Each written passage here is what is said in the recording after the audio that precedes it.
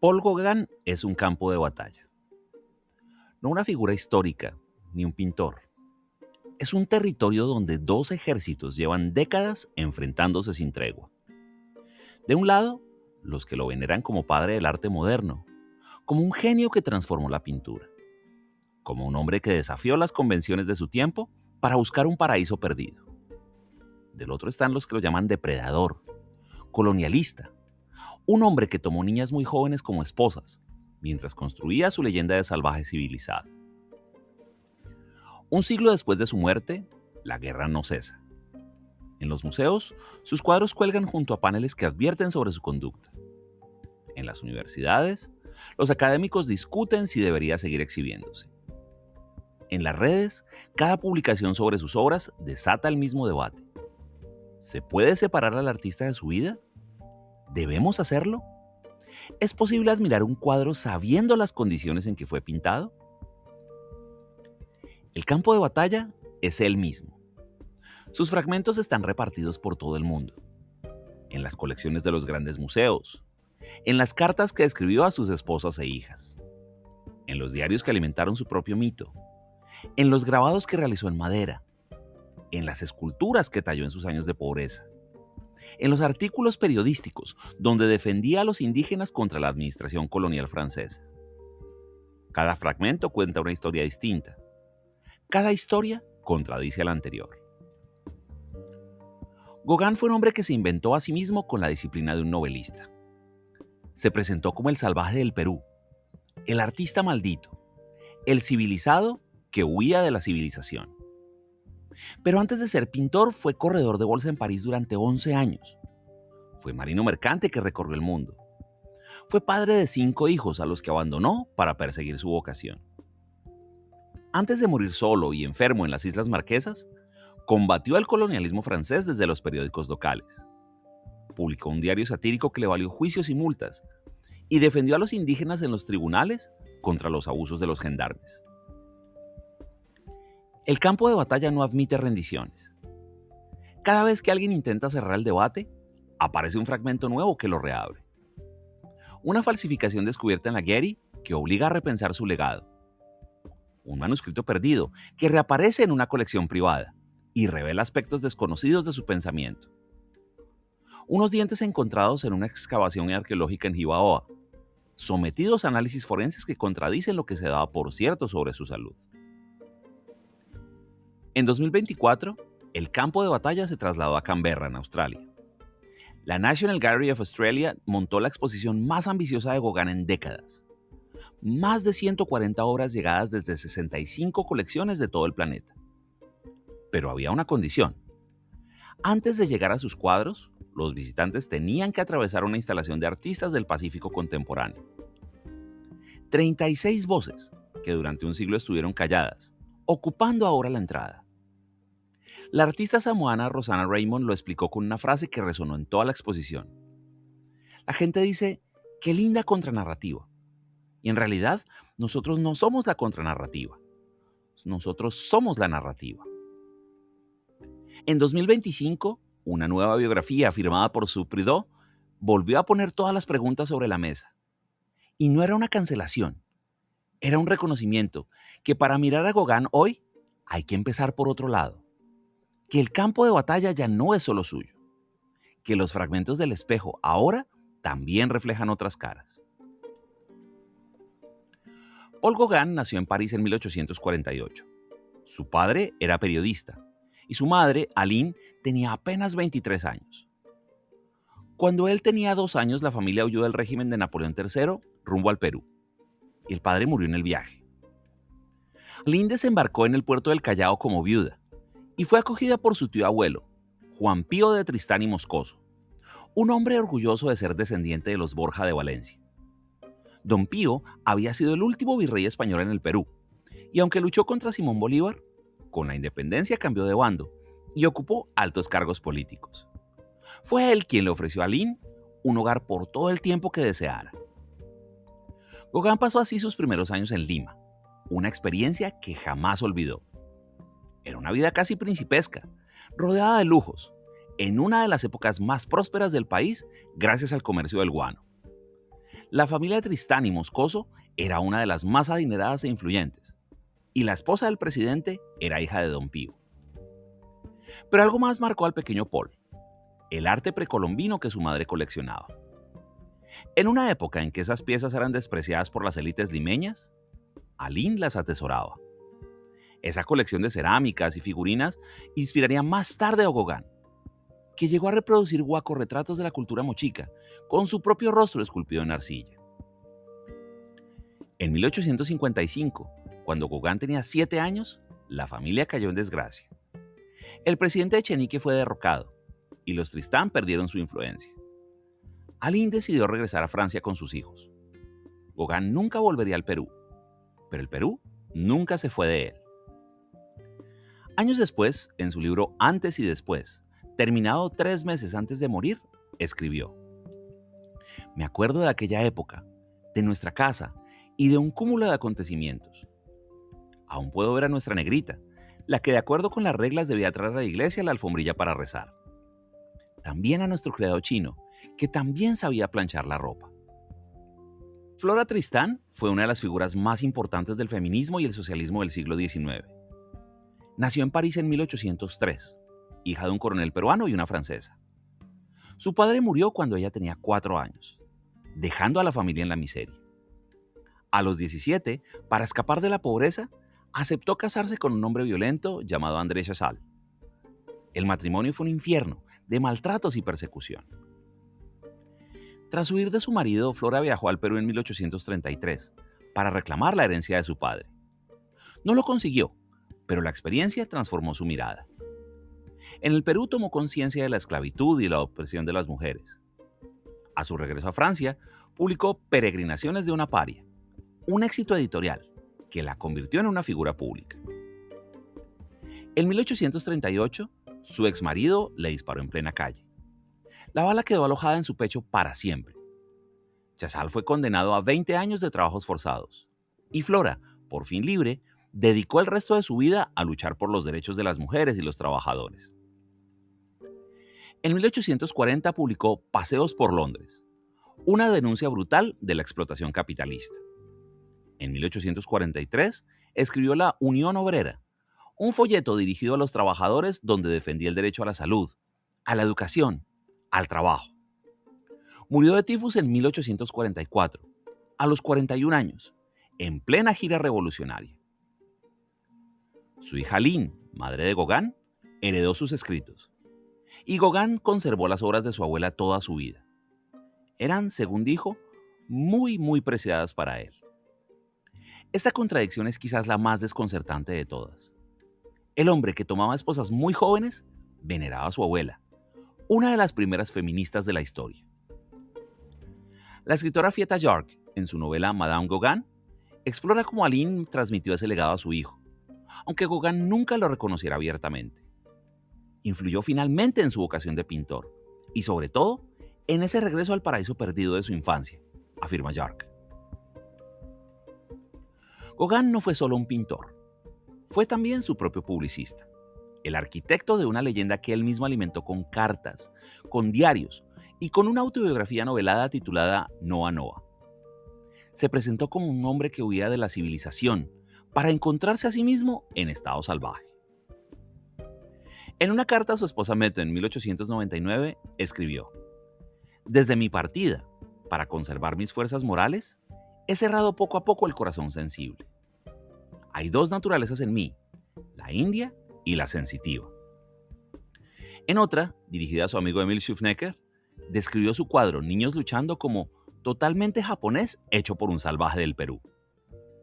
A Theo Van Gogh, el hermano del pintor, le afirmó: "Sabes que tengo sangre india, sangre inca en mí, y eso se refleja en todo lo que hago. Intento confrontar a la civilización podrida con algo más natural, basado en el salvajismo". Ese era su mito personal. Para él, ser un salvaje significaba ser alguien no corrompido por la sociedad, y por lo tanto, capaz de una visión pura. Pero la verdad era más compleja. Había sido corredor de bolsa durante 11 años. Había vivido en la abundancia burguesa.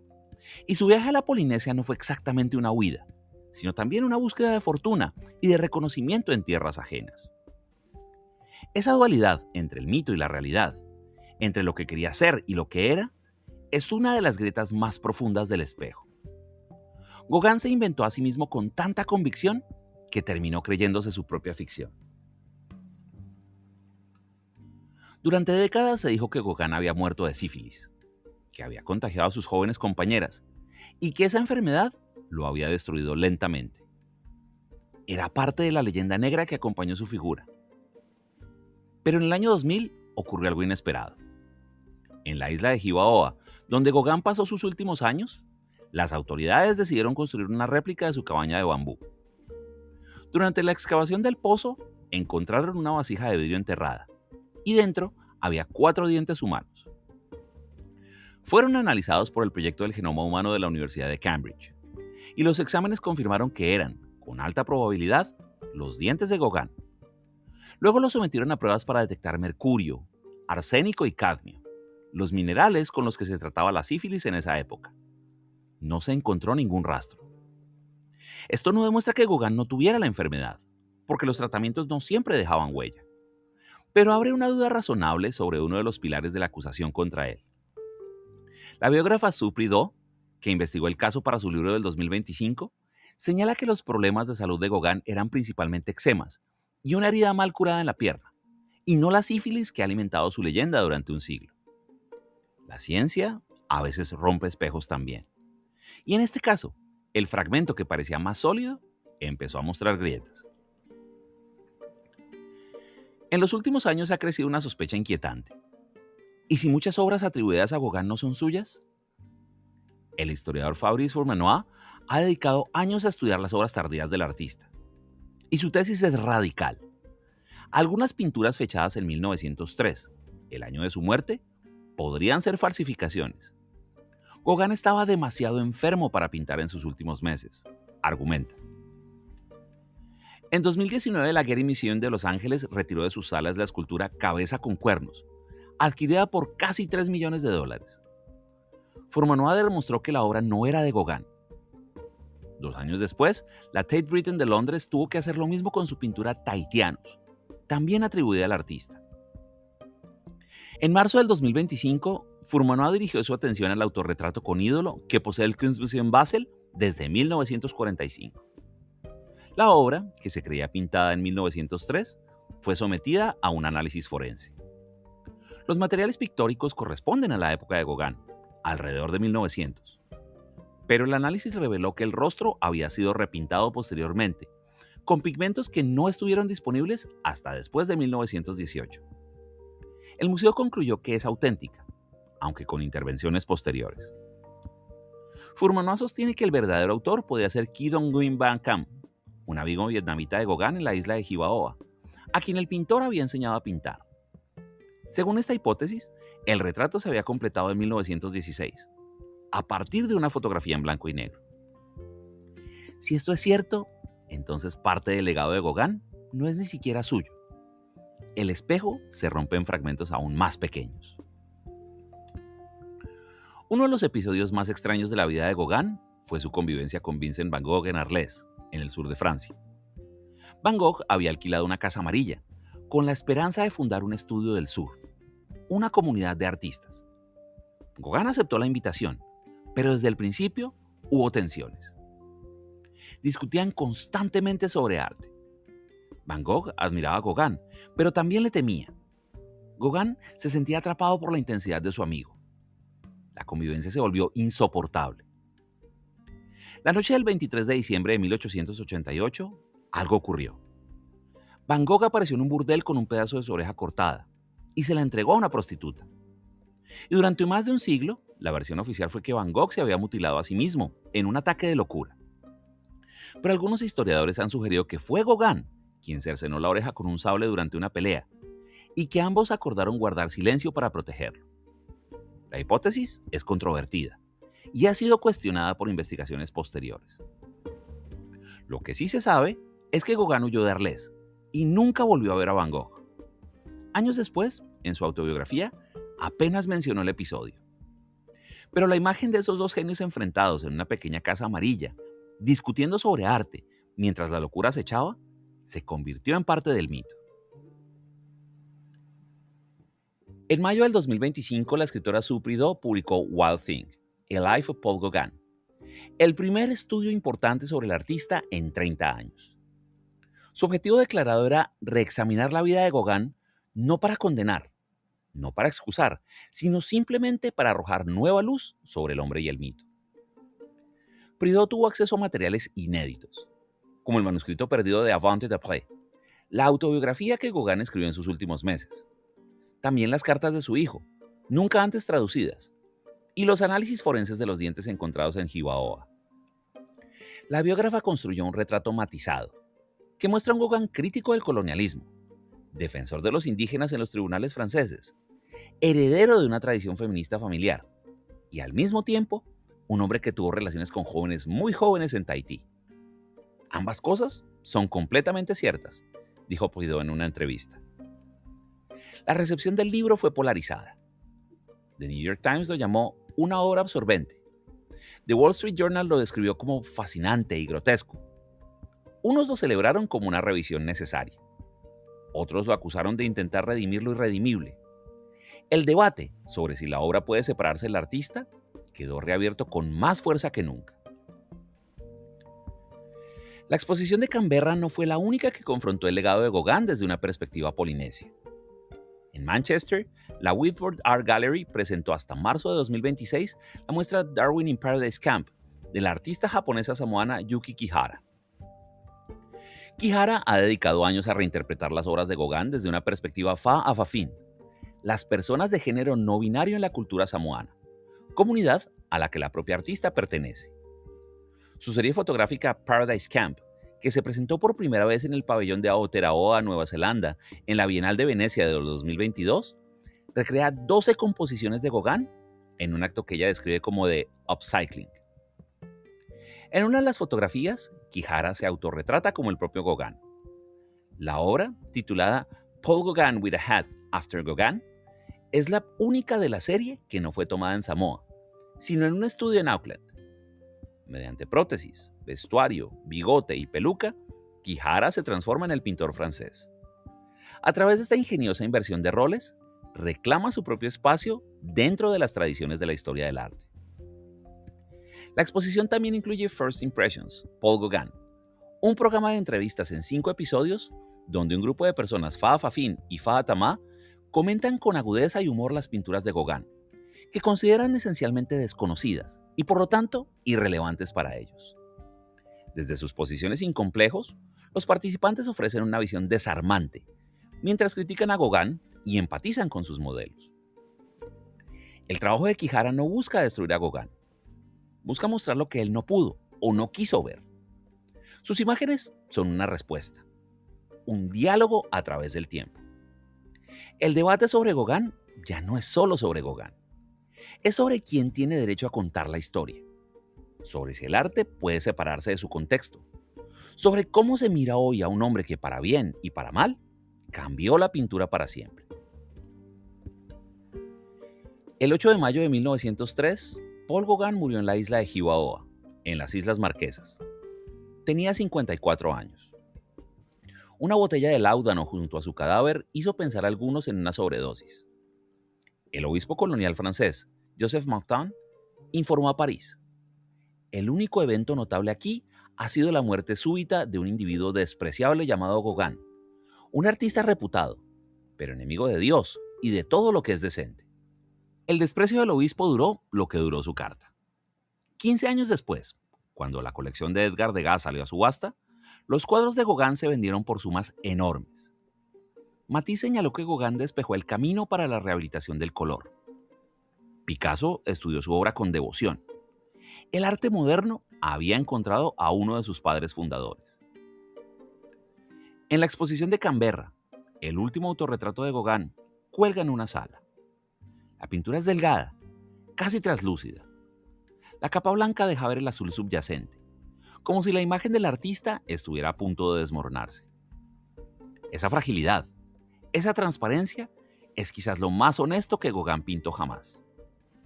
El hombre que se había inventado a sí mismo, que había construido un mito con la disciplina de un novelista, se muestra al final como lo que era. Alguien que se desvanece, que se borra, que deja ver lo que hay detrás. Gauguin se pasó la vida mirándose al espejo. Se pintó decenas de veces. Se retrató como un salvaje, como un mártir, como un hombre sufriente, como un Cristo. Cada autorretrato era una declaración, una pose, un fragmento de un mito que él mismo construía. Pero los espejos tienen una cualidad incómoda. Devuelven la imagen que uno proyecta, no la verdad. Gauguin proyectó tantas imágenes de sí mismo que al final es difícil saber cuál era la real. Y quizás ni él mismo lo sabía. Lo que queda de él no es una imagen, sino muchas. El genio, pero el hombre que abandonó a su familia. El crítico del colonialismo, pero el hombre que ejerció su poder sobre las adolescentes. El nieto de Flora Tristán, pero el pintor que nunca reconoció del todo ese legado. El moribundo de Jibaoa, pero el mito que resucitó en las subastas de París. Todas esas imágenes coexisten. Ninguna anula a la otra. El espejo está roto y sus fragmentos brillan por separado. No hay manera de volver a juntarlos. No hay una imagen original, un Gauguin verdadero esperando a ser revelado. Hay solo fragmentos. Y cada época ha añadido los suyos. Los modernistas vieron en él al padre del arte nuevo, al que liberó el color y la emoción. Los críticos postcoloniales vieron al colonizador que proyectó sus fantasías sobre el Pacífico. Los biógrafos de hoy, como Supridó, ven a un hombre contradictorio, incapaz de ser reducido a una sola etiqueta. Incluso los artistas polinesios contemporáneos, como Yuki Kihara, han añadido sus propios fragmentos al espejo, respondiendo desde el otro lado de la historia. El Gauguin que cada uno mira dice más sobre quien mira que sobre él mismo. Porque el espejo roto no solo refleja sus múltiples caras, refleja también las nuestras, las de cada época, las de cada espectador que se acerca a sus cuadros con sus propias preguntas. El espejo de Gauguin está roto y sus fragmentos brillan por separado. Y en cada uno, algo de él sigue ahí, esperando a ser mirado. Pero también, algo de nosotros mismos queda atrapado en el reflejo. Gracias.